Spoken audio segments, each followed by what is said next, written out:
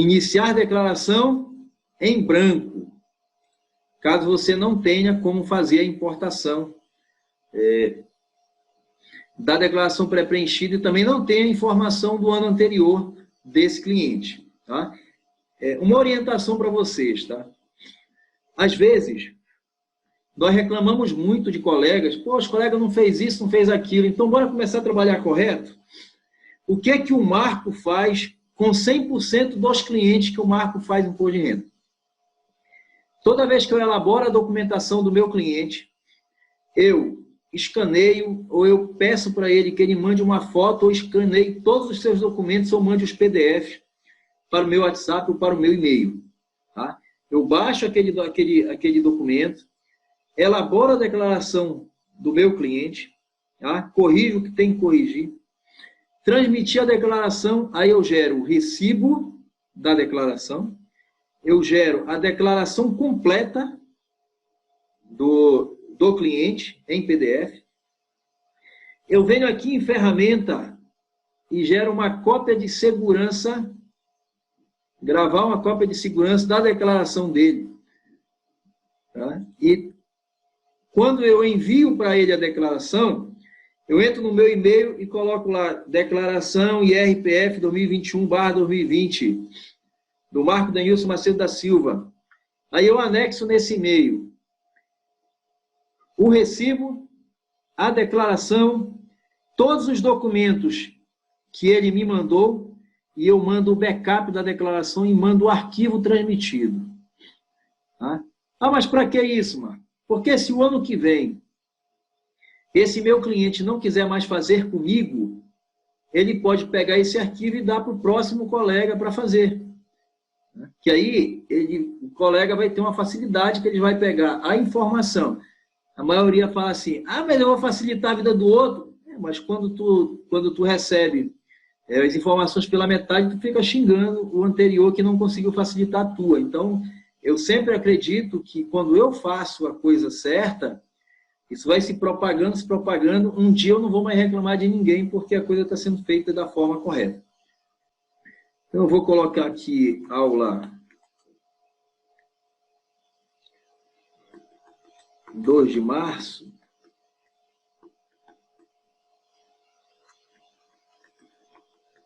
De 2021.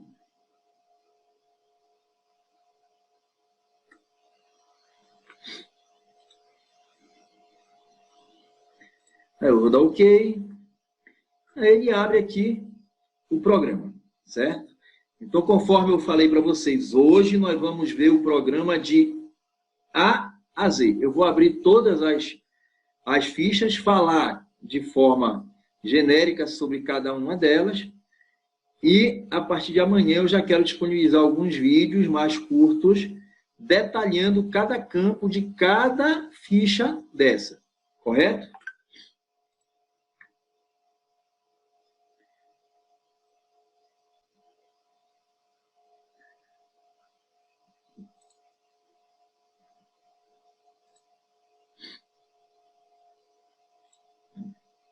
Então, vamos lá. Aqui eu tenho a primeira informação, é declaração de ajuste anual, original ou declaração retificadora. A maioria das declarações serão declaração de ajuste anual. Tá? Mas, caso você já tenha transmitido uma declaração anterior para este CPF, né, para este contribuinte, e você identificou algum erro, aí você vai marcar em declaração retificadora. Obrigatoriamente, você vai ter que preencher o número do recibo da última declaração transmitida, tá? Para ser aceito. Senão, você não consegue fazer a declaração. Então, vamos marcar aqui declaração de ajuste anual original. Se você tiver o recibo, é importante que você coloque o recibo anterior aqui. Tá? Ah, mas por quê? Porque fica mais fácil do cruzamento da informação. Né? Aí a Receita já consegue vislumbrar que você tem uma declaração anterior que pode justificar um acréscimo patrimonial que você tenha obtido no ano que você está declarando. Certo? Então, aqui aí vai aparecer o nome, data de nascimento, aí você coloca a data de nascimento efetiva do seu cliente, né? Título de eleitor. Caso você tenha o título de eleitor, é importante que você coloque o número do título de eleitor. Ah, mas não é obrigatório. Beleza, ele pode não ser obrigatório, mas ele é importante para a proteção dos dados do seu cliente. Tá? Ele pode evitar uma fraude com a utilização do CPF do seu cliente.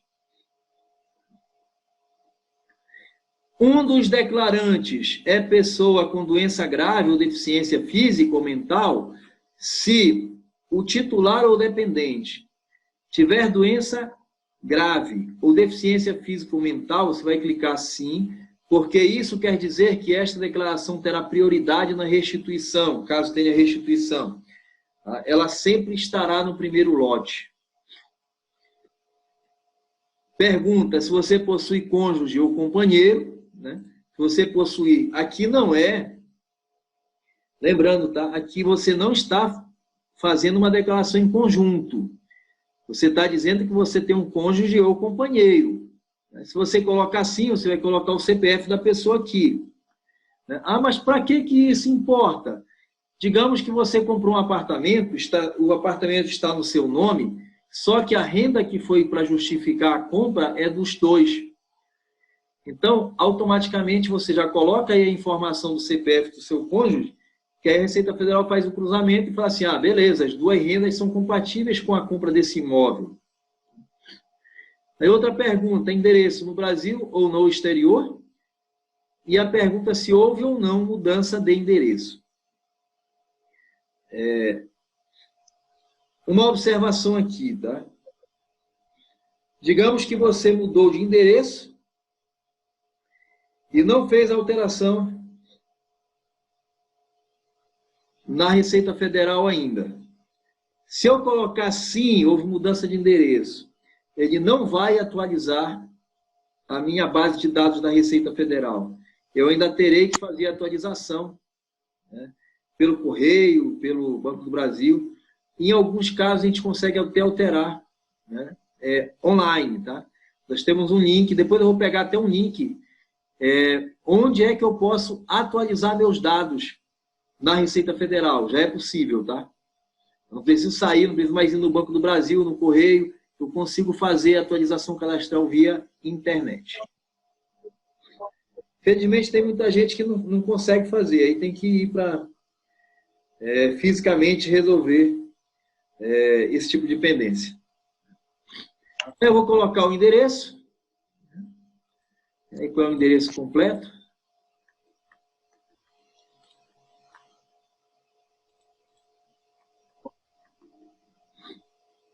Eu gostaria de saber, no caso, assim, em relação a cônjuge, ele tem que ser casado legalmente ou ter a união estável? Não. Declarada? O que diz a regra é assim, lá no campo dos dependentes. Cônjuge, aquele que tem um contrato registrado em cartório, certo? Casei, casamento. Eu casei, é meu cônjuge, eu tenho um contrato no cartório. Só casei na igreja, tu não é casado, tu é solteiro do ponto de vista da lei, certo? Outro, companheiro que conviva há mais de 5 anos ou que tenha um filho, certo? Então, esse é o critério que eu tenho que adotar para colocar o companheiro ou o cônjuge. Tá? Companheiro também você considera para o homossexual, tá? Desde 2010 já é reconhecido também o companheiro, no caso de união homoafetiva, tem direito de colocar como dependente também. E assim, muito cuidado com isso, tá certo? Olha só, digamos que você conheceu alguém no ano de 2020 e você teve um filho com essa pessoa. Ah, mas não tenho 5 anos. Beleza, nasceu o filho, a partir daquele momento já começa a ser dependente, tanto a pessoa quanto o filho. Certo? Já é dependente. Agora, tem muita gente que coloca até namorada como companheira. Aí o cara pega e faz uma declaração de 2017, coloca a namorada A como companheira na declaração do imposto de renda. Aí coloca em 2017, 2018, aí ele fica sem namorado na época do imposto de renda, 19, 20, chega em 21. Ele já não tem mais a A, ele já está namorando com a B. Ele coloca lá a companheira, a namorada B. A Receita Federal vai cruzar a declaração de 2021 com a 2017. Vai falar, meu amigo, ela não pode ser dependente porque você não tem 5 anos com ela. Até porque no Brasil a bigamia é crime. Tá? Eu não posso ter 2 cônjuges. Uhum. Então, cuidado. Eu tenho um amigo que ele teve que retificar os 5 anos de declaração, porque nos 5 anos ele tinha uma namorada diferente como dependente. Telefone, e-mail, né? Existe até um campo aqui ó, que fala assim, endereço de e-mail e número de celular poderão ser utilizados pela Receita Federal do Brasil para informar a existência de mensagens importantes na sua caixa postal. Acesse a caixa postal pelo ECAC por meio do endereço gov.br/Receita Federal e consulte as mensagens. A Receita não envia e-mails solicitando o fornecimento de suas informações fiscais.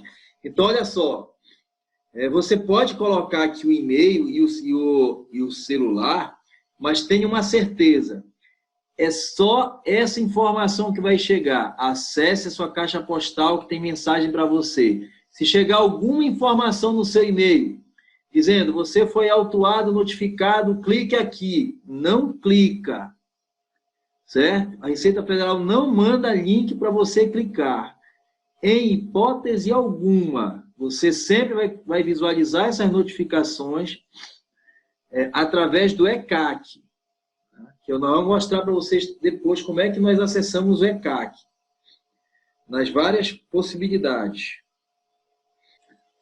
Outra informação aqui, ó, natureza da ocupação.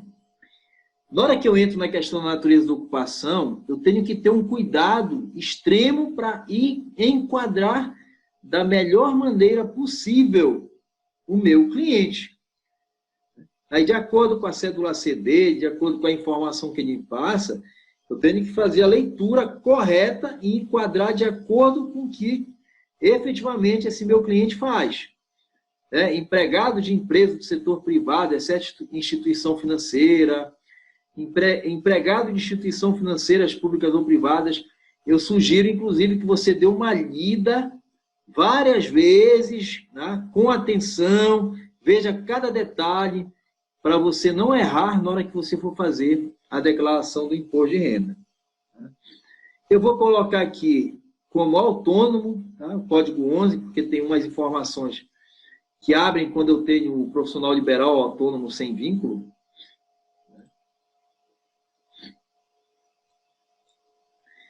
Então, na hora que eu coloco aqui, ele me pede a ocupação principal, outra preocupação que eu tenho que ter, eu tenho que estudar detalhadamente mesmo,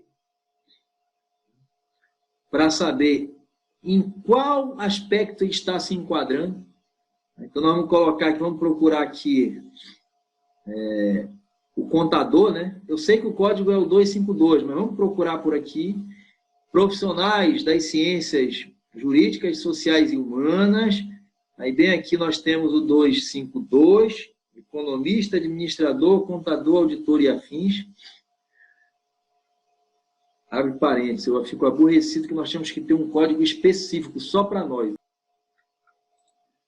Então, esta é a informação que nós temos, tá? De cadastro do cliente. Outra informação que eu tenho que preencher por primeiro, dependentes. Nós vamos ter uma aula específica só para dependentes, tá? Bem detalhada, analisando cada código desse aqui. Então, aqui, ó, eu vou ter que analisar corretamente qual é o tipo de dependente que eu tenho. Muito cuidado com estas informações do Código 24 para baixo, tá? 24, irmão, neto ou bisneto sem arrimo dos pais. Você vai ver que todas essas declarações anteriores, né, à exceção de pais, bisavós, avós e bisavós, todas elas têm a questão de você ter a guarda judicial. Ou no caso de absolutamente incapaz, se você é tutor ou curador dele. Tá? Ah, meu amigo, coloca aqui esse fulano. Quem é? É meu sobrinho. Cadê a guarda? Ah, não tenho a guarda, então tira. Porque a Receita Federal já tem informação de quem detém guarda e quem não detém guarda. Tá? Muito cuidado com essa informação. Com questão de neto, por exemplo, o declarante ele quer botar o neto dele, não pode botar sem problema nenhum, aí ele tem que ter a guarda. Só se tiver a guarda. Se não tiver, não precisa botar, não? Se não tiver a guarda, ele não pode botar. Ah, então tá. Tá bom. Certo? Certo. Eu acho muito complicado, viu? Eu tenho cliente que... Tenho cliente que a pessoa paga tudo para a filha, paga tudo para o genro, paga tudo para os 2, 3 netos, só que os pais não querem passar a guarda para eles, ele não pode abater no imposto de renda. Mas essa informação já estava no ano passado desse jeito ou veio só desse ano que mudou? Sempre esteve. Sempre esteve, né? A grande diferença está de uns 3 anos para cá. Por quê? Tá.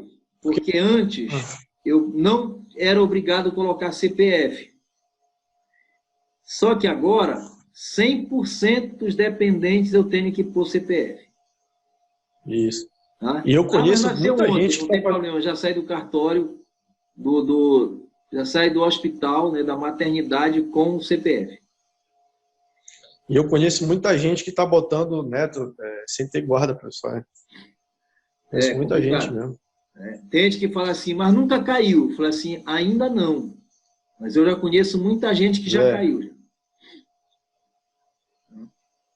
Eu conheci um garoto, hoje é um rapaz, mas ele era um garoto que ele fazia parte, ele entrava como dependente em 6 declarações.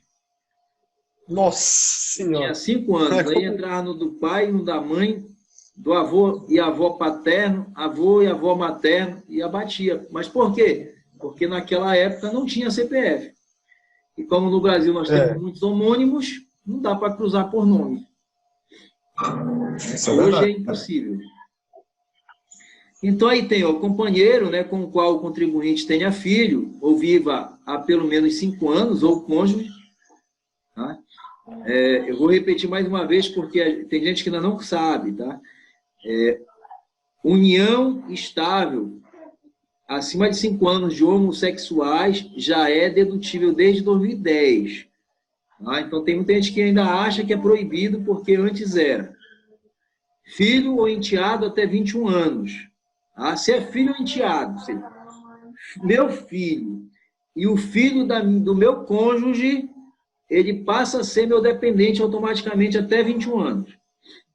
Filho ou enteado cursando estabelecimento de nível superior ou escola técnica de 2º grau até 24 anos, desde que esteja cursando universidade ou escola técnica, tá? 24 anos. Filho ou enteado em qualquer idade, capacitado físico ou mentalmente para o trabalho. Aí vem o irmão, neto ou bisneto até 21 anos, né, que você tinha que ter a guarda até 21 anos.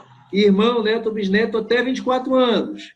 Se ainda estiver cursando estabelecimento de nível superior e você detinha a guarda até os 21 anos dele, senão você não pode deduzir. Tá? Então, irmão, neto, pais, avós, bisavós, tá? Que receberam rendimentos até 22.847,76, menor aprendiz, que você tenha guarda judicial, e a pessoa absolutamente capaz que você for tutor ou curador. Tá? Só para deixar claro aqui, nós vamos ter, como eu falei, vamos ter uma aula específica para isso, mas eu tenho que Tem que saber o que é o critério para ser dependente, tá? A regra é, se a pessoa teve característica de dependência em qualquer período do ano de 2020, projeta para o ano inteiro. Então, digamos que se a pessoa teve em qualquer período do ano de 2020... Professor, Oi. outro detalhe. Por exemplo, neto, guarda judicial, né? Sim. Eu tenho que ter, para mim colocar ele como dependente, eu tenho que ter essa autorização antes do ano? Ou se eu pegar lá essa autorização lá em dezembro, pode? Não, aí, se você tem a guarda, ele está dizendo que você tem. Teve uma decisão agora, né? Então, vamos lá. Digamos que o filho nasceu dia 31 de dezembro de 2020, às 23 horas, 59 minutos e 59 segundos. Ele entra como dependente? Entra. Projeta para o ano inteiro. Então, outro critério, tá? Beleza. 24 anos, até 24 anos estudando universidade ou curso profissionalizante.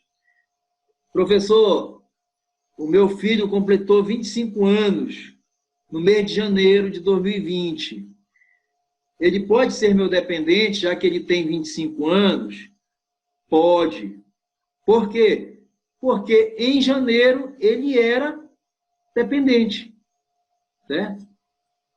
Se você teve característica de dependência em qualquer período do ano, projeta o ano inteiro.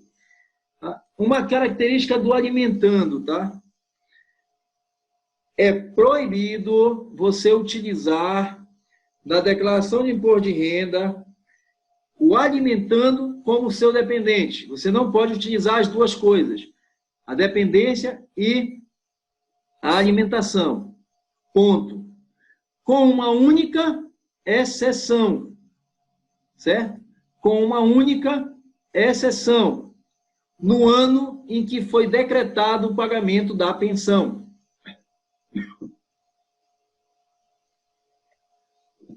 Então, digamos que você teve um divórcio, uma separação em maio de 2020.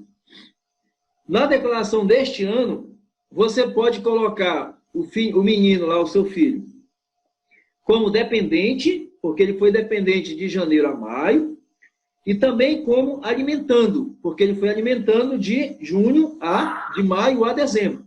Aí é a única vez que eu posso colocar ele nas duas condições, de dependente e de alimentando.